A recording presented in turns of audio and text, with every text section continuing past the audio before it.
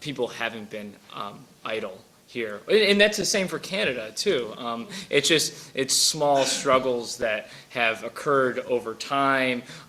It's just now it's like, it's a resurgence of a mass movement, similar to that of the movements in the 70s of the American Indians. And I'm going to kind of give a little bit of background, but then talk more about the Lakota. And I personally have spent a lot of time on the Pine Ridge Indian Reservation, home of the Oglala Lakota. And so, but I think kind of taking bigger picture, obviously ever since Europeans kind of came to this hemisphere, they've made treaties and broke every single one of them. And that's extremely important. And what's important to understanding the development of American capitalism is that it took two things. It took free labor of slaves and free land stolen from indigenous people. And we talk a lot about, when we talk about the foundations of American capitalism, we talk a lot about the free labor. But we don't talk about that free land that much. And as a result,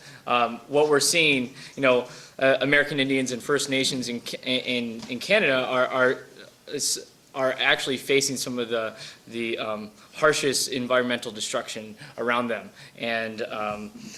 but also it's important to kind of take a look at the history of resistance, but also the history of destruction. I just kind of talking about the Lakota, just kind of. Just because that's where a lot of stuff that I've learned from people on the reservation, as well as reading and writing myself. I think it's, as the United States continued to expand out west, what we saw was, the systematic stealing of land, and those people who stood in the way were displaced or destroyed. We hear the term manifest destiny, but really it's like manifest profits. Like every single piece of the land was intentionally taken in order to use, whether it would be gold, or now, in the 70s we started seeing more uranium, and it becomes like a second gold rush. Just kind of going into that history of the Lakota. So giving the picture that in western South Dakota, after the Fort Laramie Treaty of 1868, it basically, all of western South Dakota was the Great Sioux Reservation, which Sioux was termed for the Dakota, the Nakota, and the Lakota. Anyway, so the whole western part of South Dakota was theirs, and in the treaty, they explicitly stated, no white person or person shall be permitted to settle upon or occupy any portion of the territory, or without the consent of the Indians first had and obtained to pass through the same. So that's legal. That's legally binding, of course. But of course, the Black Hills, which is also the most sacred land to the Lakota, it's where their origin story comes out of Wind Cave, which is also known as Wind Cave National Park now. and so in Custer, General George Armstrong Custer started leading explorations because they discovered gold in the Black Hills. And there were more and more miners coming in, and more corporations coming in that were funded by the government would give protection. The 7th Cavalry would give protection to them. Of course, in 1873 there's a stock market crash, and that gives them the motive and the way to build support to steal this land. And then you saw in the preceding years, in 1875, they started ordering all Lakota to report to reservations, and if they did not comply, that they would be forced to. And what we saw at this point was kind of the building of this large resistance between Lakota, the Cheyenne, and the Arapaho, where I'm sure many of you have heard the Battle of the Little Bighorn. Some people call it Custer's Last Stand, which is obviously ridiculous. But this was the biggest form of resistance at this point, where Custer was demolished, and there's 2,000 Lakota, Cheyenne, and Arapaho overwhelmed him and pretty much killed every single one of them. And it's a very exciting time in the sense it was the same year as the 100th anniversary of the foundation of this country. So it kind of put a damper on the U.S. government's plans for that anniversary. But unfortunately, this victory was short-lived. It wasn't long after that there were battles that forced everyone on reservations.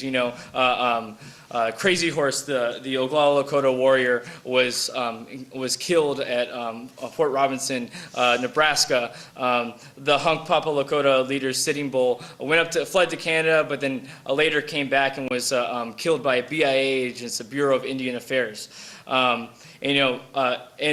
it all kind of culminated in 1890 when the Minneconjou Lakota were coming down to Pine Ridge and were intercepted, and the massacre of Wounded Knee occurred, where there was over 200 people, men, women, and children, who were massacred by the 7th Cavalry, to get revenge on the death that they felt. And that was a point of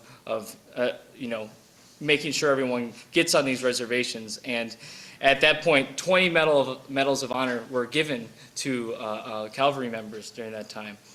And kind of moving, so you have that at 1890, a very key moment. But then moving forward, you started seeing in the 70s,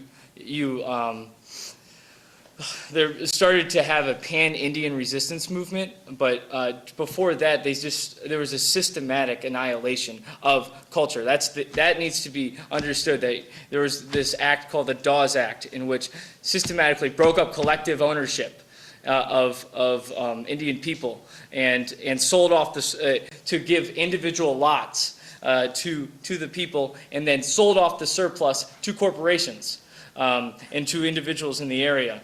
The Indians were forced to go to schools, and they were, they're trying to kill the Indian, save the man, and you couldn't speak your language, you couldn't practice your culture. It wasn't even until 1978 were you legally allowed to practice your religion as a native person in this country, which is pretty darn ridiculous when we talk about all this stuff. And just kind of fast forwarding a little bit. Some people here have probably heard of the occupation of Wounded Knee in 1973, which the American Indian movement, which Wolfie mentioned she was a member of, had blossomed into this pan-Indian resistance movement, bringing this resistance back. Showing that the American government couldn't step on them anymore. And they had to stand at Wounded Knee, the site of the massacre in 1890, for 71 days, in which they were calling for the impeachment of Dick Wilson, the tribal council president, and to have Congress re-examine treaties. And of course, there was a huge amount of force that came from the FBI, and 2 natives were killed during the shootouts at Wounded Knee. In this at this same period, I'd say this is what I'll probably end on for right now, and I'll come back later. One of the most inspiring things that happened out after Wounded Knee that most people don't know about with the Lakota is the Black Hills Alliance was an organization that started to prevent uranium mining in the Black Hills. And this was a multiracial movement, which is extremely important to note, because Idle No More, though it has been led by First Nations, is a multiracial movement. And you had white ranchers and Lakota who never would talk before in the same room fighting against uranium drilling in the Black Hills. And the joke was, this is going to contaminate all our water, and we'll have nothing to fight over then. And this was extremely inspiring, because as someone who's spent a significant time in in Lakota country, you know, you go off the reservation, there's still extreme amount of racism, even towards, you know, a non-native that's staying there. They're like, what are you, an Indian lover? Like, I got that numerous times in Rapid City, South Dakota. And you know, and they successfully fought off the uranium mining for that time up until the 80s. But now they're still trying to push through the mining. And the important note is that in 1980, because of this pressure, the U.S. Supreme Court actually affirmed that the Black Hills was indeed stolen from the Lakota, and the U.S. you know owed them money. The Lakota has continued to refuse the money and instead asking for the land. And in a more ridiculous development, the only sacred site within the Black Hills that was not, you know, regulated by the state or the national government was privately owned. The Lakota had to pay $9 million to get this piece of land back. Which is ridiculous because it is their land, and but it's also, you know, it's a complicated issue. It's glad that it's back in Lakota hands, but to what cost? And we'll talk more about the XL pipeline and stuff like that a little bit later. But I'll hand it back over to